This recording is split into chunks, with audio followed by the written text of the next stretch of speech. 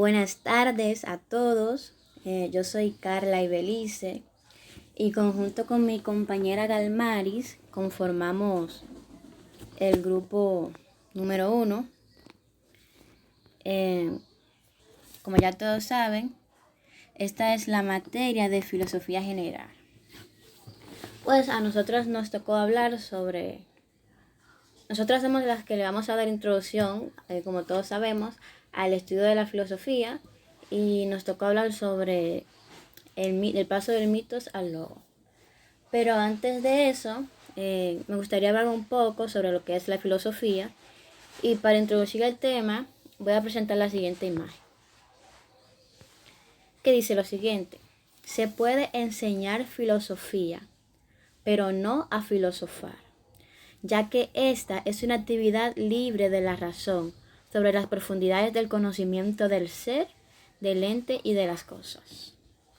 Y cuando hablamos de filosofía, nos referimos a la ciencia que trata de la esencia, las propiedades, las causas y el efecto de las cosas naturales. O sea, es el medio al que recurrimos cuando tratamos de entender la vida y todo lo relativo a ella. La filosofía es cuando pensamos, cuando nos ponemos a razonar, cuando tratamos de entender las cosas, de buscarle explicación, aun cuando sabemos que parecen obvias. Si nos fijamos en esta imagen, aquí hay una persona filosofando, esa persona está pensando, esa persona está llena de ideas, por eso tiene los signos de interrogación. Entonces, lo único que necesitamos para ser filósofos, para filosofar, es curiosidad, asombro y capacidad de razonar e incluso inconformidad, porque si estamos conformes con las informaciones que recibimos, no vamos a querer investigar más, no vamos a tener curiosidad de saber más. Y si nos conformamos con los puntos de vista de otras personas, no seremos capaces de sacar nuestras propias conclusiones. Recuerdo que en el libro El mundo de Sofía, el autor menciona que tanto los filósofos como los niños tienen cierto parecido. ¿Por qué? Porque ambos muestran asombro ante la vida y de igual forma necesitan una explicación a preguntas como quién soy, quién creó el mundo y cosas relativas a estas. La filosofía es cuestionarse, buscarle sentido a la vida, es investigar. Por eso se menciona la diferencia que existe entre Isaac Newton y otras personas. ¿Y cuál es esta diferencia? Se menciona, creo que es en el libro de Sofía o en el otro que el maestro asignó. Dice que, al igual que Isaac Newton, miles de personas se acostaban en ese entonces debajo de su árbol y generalmente eran golpeados por una manzana. ¿Y qué obtenían esas personas? Esas personas, además de que obtenían un chinchón en la frente, obtenían su manzana. Sin embargo, Isaac Newton, además de que obtuvo un chinchón en la frente y obtuvo su manzana, él comenzó a cuestionarse cómo es posible que le cayera esa manzana en la frente, cómo es posible que las cosas caigan para abajo y no para arriba. Y ahí fue que surgió la ley de la gravedad. O sea, para filosofar es necesario que surja algo que nos haga cuestionarnos, que surja algo que nos haga preguntarnos, que surja una cuestionante. Y la filosofía surgió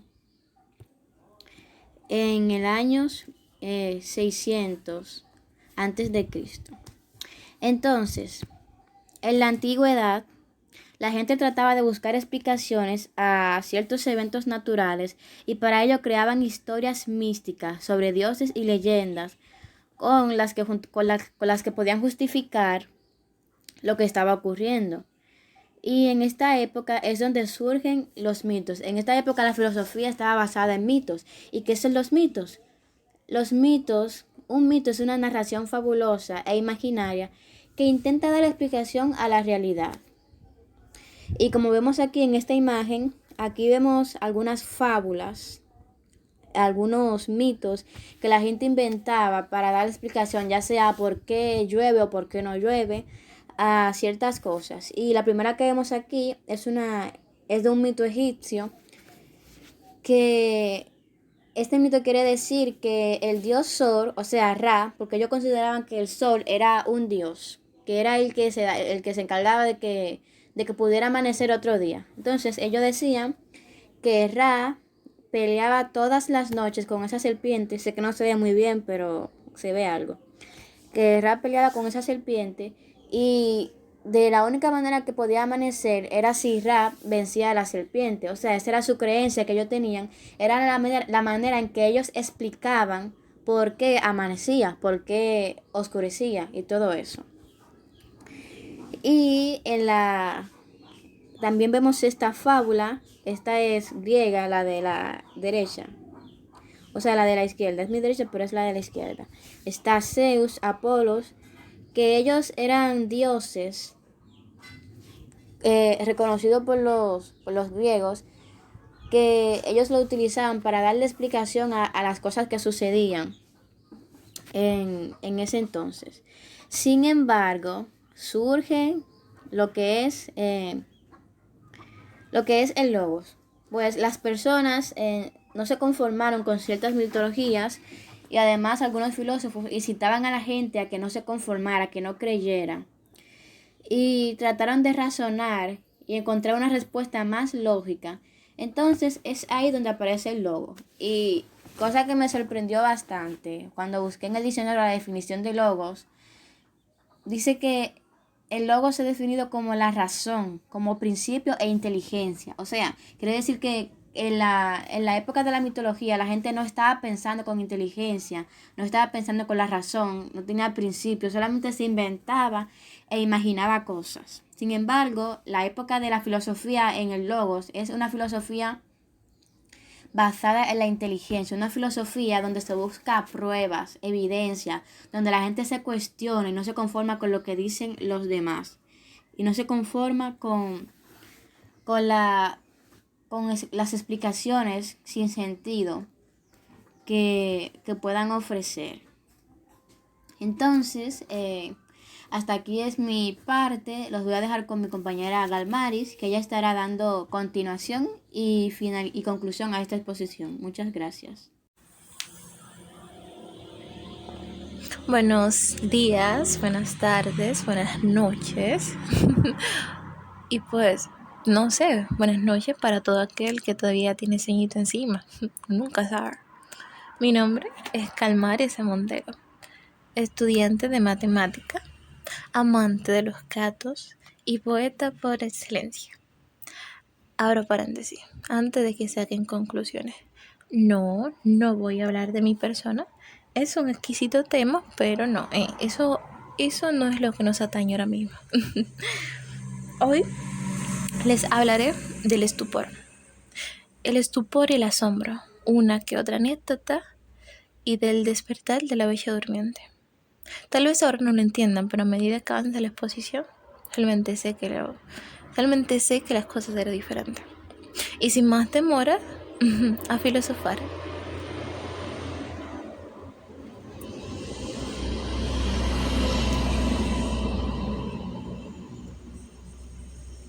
Disculpen ese cambio. No sé realmente cuánto leyeron o se detuvieron a leer la frasecilla que está en la primera página, pero si no es así, entonces no hay problema, yo se las leo. Y dice, frecuentemente, hay más que aprender de las preguntas inesperadas de un niño que de los discursos de un hombre. Jean-Luc. Tal vez ahora no tenga mucho significado, no tenga mucha importancia, pero a medida que vaya desarrollándose la exposición, realmente sé que las cosas serán diferentes. Y sin más, sigamos. Como ya hemos desarrollado anteriormente en el conversatorio, un filósofo, la filosofía es ver las cosas de una manera distinta, ver tu realidad desde una óptica diferente. desde el asombro, y no como algo normal, cotidiano y vacío, sino como algo así a mantenerse maravillado por el mundo de Alicias en el país de las maravillas. Entendiendo una cosa y haciendo una pequeña interrupción. Cuando hablamos de asombro, no nos referimos a quedarse pasmado, a quedarse estupefacto, a quedarse azorado. No, es todo lo contrario. Cuando hablamos de asombro, quien se queda asombrado busca, tiene esperanza de encontrar respuestas a su interrogante, ya que a medida que avanza va descubriendo cosas y esas cosas se vuelven asombrosas. El estupefacto es todo lo contrario. Este no busca, carece de empeño o interés por encontrar y acaba refugiándose en las reglas de lo que sabe hacer. Cosas repetitivas y cosas que no le den problemas, que no le den dolores de cabeza. Y tal vez algunos dirán, pero calmar, ¿y cuál es el problema? ¿Cuál es la problemática en esto? Si al fin y al cabo todo se ha dicho, si prácticamente todo se ha inventado, pero ese es lo entristecedor, ese es el problema. La persona que se habitúa al estupor se acaba convirtiendo en un estúpido, que de una forma sutil es un ignorante.